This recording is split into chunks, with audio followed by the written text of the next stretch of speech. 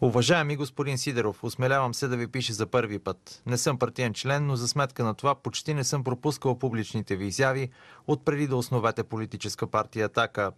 Благодаря ви най-сърдечно за вашите вяра и усилия, които разкъсаха, вярвам, завинаги булото на съблудата. Разбирам и споделям напълно разочарованието ви от мига на първите резултати от изборите. Толкова години усилия и битки бяха възнаградени не с друго, а с народно безхаберие. Много пъти съм ви чувал да казвате, че народът е мъдър. Това са хубави думи, които са за предпочитане пред шибан народ, цитирам господин Божидар Димитров. Как иначе ще вървим напред, ако продължаваме да извеждаме единствено лошите си страни? Осъзнах, че народът не е константно понятие, а състояние на духа. Осъзнавам колко много геополитически фактори влияят на родината ни. Как бихме могли да се борим с тях? Те се намират в друго измерение, имат всичките пари на света, имат непобедима армия, имат най-големите медии и влияние, което възпитава ново поколение от неосъзнати роби. Няма по-заробен от този, който вярва, че е свободен, нали? Смело съм се запитвал, съществува ли копие, което да оцели звяра в сърцето. Без да искам, стигнах до извода, че само високо средно интелектуално ниво може да създаде имунна система, противопоставяща се на всяко зловредно влияние. Затова ударът, който поехме в образователната ни система, беше един от най-жестоките. Пак ще кажа, че съм ужасен от това, което дори турците не можаха да постигнат. Тотално обезличаване на ценностната ни система. Колко поколения ще са нужни, за да компенсираме това? Та тези деца утре ще станат родители, учители, доктори, политици и не на последно място – религиозни дейци. Днес те са избиратели, смачкани под ударите на проевропейски, проамерикански и протурски икономически нападения. Ние преживяваме най-големия си крах в историята. Нали това искат онези там императори? Онези истински кукловоди на фиктивните за пред нас правителства, овладяване и стандартизация на икономиката, институциите и социалните структури, за да могат да превърнат целия свят в едно стадо, продължавайки идеята на фашизма. Така, когато виждам как се подиграват с вас, как ви отритват от правото да получите отговор като политически лидер, се питам какъв трябва да съм в тази държава, за да ми обърнат внимание. Може би Господ? Когато притежаваш огромни ресурси, можеш да си позволиш онази логистика, която с всички средства овладява народопсихологията деликатно и неосъзнато. Всеки ден това ми се набива в очите от концептуалната изразност на националните медии.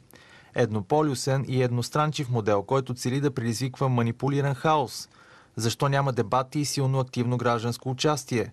Цялата дейност на партията ви отговаря адекватно на ситуацията. Открихте онзи логаритъм, който показва колко опорочени са всички. Онова, което липсва, е интересът на избирателите. Направихте хубава кампания, но проблемът е другаде. Правил съм опити да обоснова вашето поведение в различни ситуации. Най-малкото, за да могат хората да съставят цялостно мнение. Страшното е, че те не се интересуват от вашето. Хем сте обвинен, хем не ви искат обяснение. Има една поговорка. Един простак се изплюл върху някого и всички останали започнали също да плюят върху него, без да знаят защо.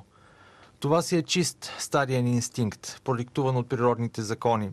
Превърнаха ни в животни, единаци, които не се интересуват от мнението на ответника, а приемат насляпо подхвърлените манипулативни сириджийски плювни и изпражнения, без извинение. Изумяваме общо човешкия ви характер и способност да останете пред стълбата от приказка за стълбата, защото сте и винаги ще бъдете един от нас. Дори съм сигурен, че ако политическа партия „Атака” вземе властта и направи необходимото за страната ни, вие лично ще се оттеглите като политик, оставяйки място на своите колеги и ще продължите като журналист номер 1 на България, давайки си заслужена почивка. Послепис, за мен беше неизмеримо удоволствие и чест да ви пиша, защото през последните години покрай целия политически панаир ме научихте на много неща, свързани с интелектуалното израстване, достоинство и подреденост на мислите, както и къде се намирам. Нямам думи и дела, с които да ви върна безбройните жестове към заслужилите ми и несънародници, но мога да продължа да се боря за страната си, такава, каквато искате да я видите. Винаги е интересно, когато получиш такива редове, да видиш кой ги е написал. Сега в студиото е Емил Божилов, автора на тези редове, на част от това писмо, което чухте. Всъщност един задълбочен анализ за това какво става у нас. И аз искам да го питам, защо този анализ не се прави от повече хора на неговата възраст. Здравей, Емилия, добре дошъл. Здравейте, привет на вас и на вашите зрители. Първо искам да ви благодаря за възможността да съм във вашето студио и да ви благодаря за всичко, което сте направили до тук и така в аванс за бъдещето. Така, бихте ли повтори въпрос? Тоест ти не си разочарован, защото много хора казват, или някои хора по форумите казват, аз вярвах в Атака, но съм разочарован. Даже по улицата, като вървя някой път, някой ме среща, защото аз си хода така, не ползвам нито охрани, нито кортежи. И затова и често влизам в така, обяснения с хора. Има такива, особено на последно време, последните месеци, които ми казват, аз се разочаровах. И аз го питам, добре, от какво се разочарова? И той започва да повтаря едни клишета, които явно е чувал или от близки, или от някои насочени медии. Ти защо не си разочарован? Ами аз обичам да гледам в перспектива нещата. Не мога да се повлияя от една дума от ден за ден. Нещо, което се е случило. Например, някакъв ваш компромат, смисъл, нещо, което е предизвикано против вас.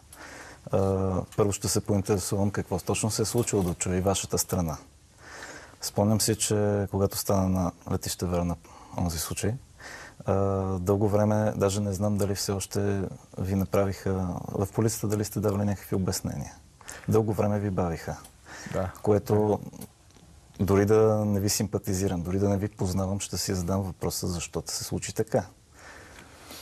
Добре, това е информация, която и анализ, който всеки би могъл да направи. Тоест, всеки би могъл да си даде въпроса, добре, този човек не дава показания, неговите хората, които е бил с него, също не ги викат, а му лепнаха тези действия, като вече присъда едва ли не. Защо другите не си задават този въпрос, но не търсят по този начин? Какво обяснят? Ти казваш за образованието, нивото. Това е основната причина. Ниско образователно ниво, разкапане на системата или какво? Хората не искат вече да полагат усилия да мислят или защо са по-лесно манипулируеми? Ами, през живота си забелязвам, до сега въобще, съм забелязал, че много кратко време действа тази заинтересованост в хората. Помнят неща, които така са негативни, но не помнят положителните. Да, но тук става дума за изясняване на фактологията. Аз много пъти повтарям, че когато правиш коментар, първо трябва да видиш фактологията. Това е азбучно журналистическо правило. Все по-често и все повече обаче виждам обратното. Първо се прави коментар, след това се изяснява фактологията, която в някой случай опровергава коментара. Защо някакси като зомбиране ли така действат повечето хора? Аз го наблюдавам. Това сигурно, понеже виждам твоите констатации са същите. Как може да се преодолее това? Как може да се пробие? Как може да се промени? Има ли начин или... Ами, доста време съм мислил по този въпрос. Забелязвам една такава ангажираност в хората в посоки, които не са много полезни за страната. Може би много хора ще ме разберат погрешно, но забелязвам как в социалната мрежа на Фейсбук се хаби страшно много енергия. Имам идея за създаване на нова социална мрежа, която да бъде с политическа основа, която да може да пренасочи тази енергия в градивна посока. Нова социална мрежа, това не е много амбициозна задача. Ами амбициозна е и не е в моите възможности, но се опитвам да сформирам в основни линии какво би представлявала. Това какво ще бъде, какво е новото и по какво ще се различава от досегашната? Ами, например, като всеки, който има желание, независимо дали е член на тази партия или не, да има право да влияе върху решенията. Да има възможност да гласува за определени точки, клаузи или моментни решения, които правите. И така вие да си правите бързо заключение. Нещо като бърз референдум. Това звучи добре, но този, който се изказва, който гласува или дава мнение, трябва да е постоянен. Да. Не веднъж да го даде, след това да изчезне, защото тогава ти не знаеш на колко хора разчиташ. по принцип звучи добре, но аз съм се убедил, че доста хора наделява непоследователността. Писвано, казано така, разговорно. Веднъж се впуска да коментира нещо, след това нещо го завърта. Тоест няма постоянния интерес, който да го кара и да следи информацията, това, което става по света в България, кой как стои в политиката, какво прави, за да може да прави верни изводи. Защото за мен не знам, ти ще кажеш тогава и това, как виждаш начина, по който да бъдат информирани по-обективно хората, защото явно това е проблема. Те не искат ли да се информират или нямат възможност? Кое от двете според теб е вярно? По-скоро незаинтересованост. Нямат желание. Как да събудим? Как може да се събуди заинтересованост? Аз го правя както умея, както мога, както го разбирам, но явно има нужда от по-силно събуждане. Какво да бъде то според теб? Имаш ли, стигнал ли си до някакви идеи? Обръщам се към себе си, за да се опитам да разбера защо аз съм стигнал до този извод, до този момент. Аз съм провокиран от това, че не обичам някой да ме прави в кавички на маймуна. Обичам да търся отговорите, да търся информация от различни източници, от различни гледни точки, за да мога да си съставя някакво мнение по даден въпрос. Явно това не се практикува от други хора. И тук мога да отбележа, че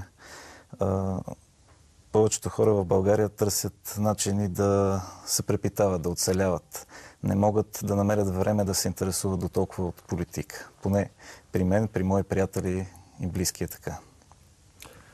Тази ангажираност пречи да се насочат към по-подробно, обстойно поглеждане върху политиката. В същото време отделят, така по мое наблюдение, отделят доста време за участие в социалните мрежи, да си теглят там развлекателната част от културата и така нататък. Това е любопитно. Значи имат време, всъщност, ако искат да се заинтересуват, да си задвижат, както казваш Еркюл Пуаро, малките сиви клетчици и да помислят върху това какъв е животен, защо е такъв. Защото това е магиосен кръг. Да, те са принудени да се концентрират повече за това как да преживеят. Не си ли задават въпрос, защо е така? Защо много българи, прекалено много българи преживяват трудно? Защо са принудени за едната прехрана да се ангажират толкова много голяма част от енергията и пак да е недостатъчно? Това би трябвало да ги събужда към размисъл. Тоест, според мен не е вярна максимата, че понеже човек е беден, той да го оставим сега, какво искаме от него? Той не се ли пита, що е беден? По принцип би трябвало да търси начини да промени това нещо. Да търси лостове навсякъде. Всъщност, моята дейност се състои и като публицист преди години, вече 10 години като политик оперативен, се състои в това да им обяснявам защо живеят зле на българите. И стигам до там, че телевизионни водещи в основни монополни телевизии, когато им кажа, че България е колонизирана държава, нещо, което впрочем в твоето писмо го има, те ахват, ококорват очи и казват, как така колонизирана? Какво значи това? Все едно до сега изобщо не са си раздвижвали мисълта в тая посока. Това според теб на обработка ли се дължи на съзнанието? Защото медиите, водещите в тях, коментаторите би трябвало са хората, които да се интересуват. Аз си спомням как като пиша журналист съм преравал тонове информация, за да направя една статия, съпоставям фактите, мисля върху тях, комбинирам и така нататък. Тоест журналист в истинския смисъл на думата. Човек, който търси истината да я представи реално пред обществото. Нали? Това е основната роля. Аз така съм убеден, че трябва да се подходи, защото иначе това, което напишеш, няма да е стойностно и дълбоко. Но явно повърхностното ниво вече то е норма, всекидневие. Тук споменаваш писмото си за ниското ниво на образование. Какво според теб се съсипва в образованието? Какво може да се направи, за да не се лумпинизира младежта? Така казваме по-грубичко. Доста сериозен въпрос. Развалиха ли системата за образование? Ами има промени. Има доста промени от както аз бях ученик и от както вие сте бил. Вие можете още по-голяма разлика да направите. От моето време са космически разликите, дори технологично. Защото ние пишехме в началното училище с перодръжки, с мастилница и перодръжки. Да. Нещо, което сега трябва да го разказвам или да показвам на филм. Със специалния почерк с тънки дебели линии. Да. Някак си са се отпуснали нещата. Имам едно такова особено наблюдение, че във всякакви сфери се влияе на страна като нашата. Не само в образованието, от всякъде, за да могат така икономически световни кръгове да могат да си продават стоките. Просто как да го опиша? Тоест, смяташ, че това е тенденциозно наложено като система или като разбиване на нашата образователна система, за да, казвам най-грубо, да оглупяват младите хора и много да не си задават въпроси. Ами да, съгласен съм с тази гледна точка. Казаха ми, че сега в учебниците за подрастващи, за ученици, не знам точно кой е клас, но тинейджерска възраст, учебника, примерно, не знам как се казва, родиноздание, нещо от този род, дефиницията за България била територия, на която живеят различни етноси. Не родина, не отечество, не национална територия, към която принадлежим, нашите корени и така нататък. Просто територия, на която съжителстват различни етноси и те трябва да съжителстват много така миличко и прекрасно, умилително. Нещо такова ги обучава. Значи, не е ли виновен този, който пише учебниците? Защото... Абсолютно. И това нещо трябва по някакъв начин да се съзира. Това, че не се съзира подобно, не знам, безчинство ли, не знам как да го нарека, означава, че тези, които проверяват преди да издадат подобна литература, те също са виновни. Това нещо трябва да се спре преди самото издаване, при рецензията. Това означава всъщност намеса в системата на образованието и налагането на друг тип програма и написването на други учебници.